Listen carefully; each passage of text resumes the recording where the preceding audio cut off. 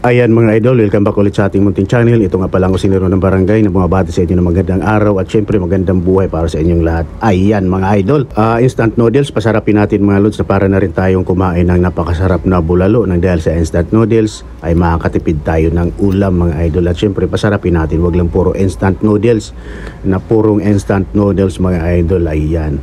So ganito ang ating sistema rito. Bumili nga pala ako rito ng buto-buto. Ayan, sa halagang 100 piso. Ayan, napakarami na buto-buto.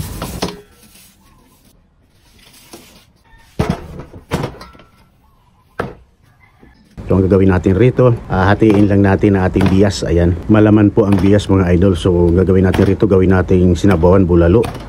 Ayan, 2 bias, 100 lang. So binigay sa akin ang suki ko ng napakamura dahil ito po ay suki mga idol. Ayan, meron tayong 2 pirasong sibuyas. Siyempre balatan muna natin mga idol. Ayan, at siyempre pagkabalat tsaka natin hiwain.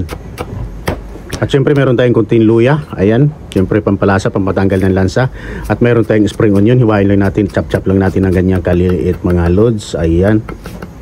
At meron tayong pechay bagyo na maliit. Ayan. So ang gagawin natin rito ay pakuluan muna natin ang ating buto-buto mga idol. At napakasariwa nitong buto-buto, kakatay lang po nito. Ayan, pakuluan lang natin. Ayan, pag medyo kumulo na, ayan, medyo may lumalabas siya na parang bumubula-bula siya, madumi po yan, tatanggalin natin mga idol. Dahil yan, pag di mo tinanggal, yan po ay magiging kulay itim pagka humahalo po yan sa sabaw pag yan natuyo.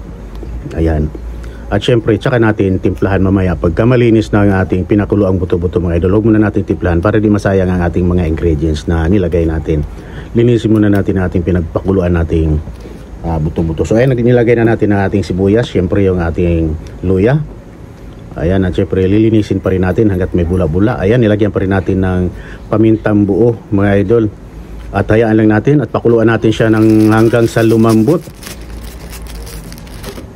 So ayan, dahil medyo malambot na, magbukas tayo ng 2 instant noodles mga idol. Siyempre yung kanyang seasoning, doon natin ihalo sa kanyang sabaw ang kanyang seasoning ng ating instant noodles. Ayan, siyempre para malasa ang ating buto-buto, para kumain na rin tayo nito ng bulalo na masarap. So ayan, malambot na po ang ating buto-buto. Ayan, nilagay na po natin ang ating pichet.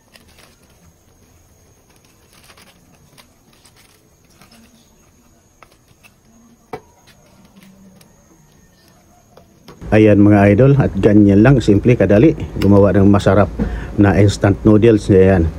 So ayan, nilagay na rin po natin ang ating spring onion.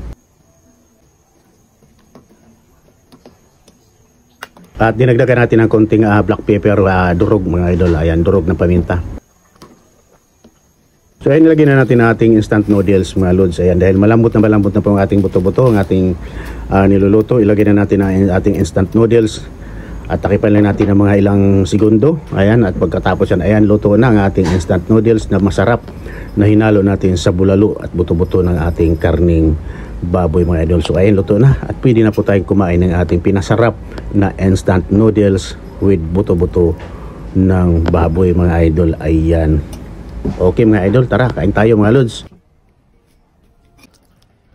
Ako po ay nagpapasalamat sa aking mga umorder sa ating Bagnit Bagoong. Maraming salamat po sa inyo mga idol. Ayan. At sana'y masiyahan kayo sa ating Bagnit Bagoong. Ayan. Sa mga gustong umorder, meron na po tayong Shopee mga idol. Ayan. Pwede na po tayong umorder sa Shopee ng ating Bagnit Bagoong mga lods. Ayan. At sa mga gusto naman ng ating crispy pata rehet, ayan, magpa-reserve na po tayo. Lalong-lalo na yung dating na holiday season, Kapaskuhan at New Year ay nagkakaubusan ng crispy pata. Kaya magpa-reserve na po tayo mga lods. PM lang po sa mga gustong magpa-reserve ng ating crispy pata rehet. Ayan, at maraming salamat lalo na sa aking mga followers, subscribers at sa ating mga silent viewers. Ayan.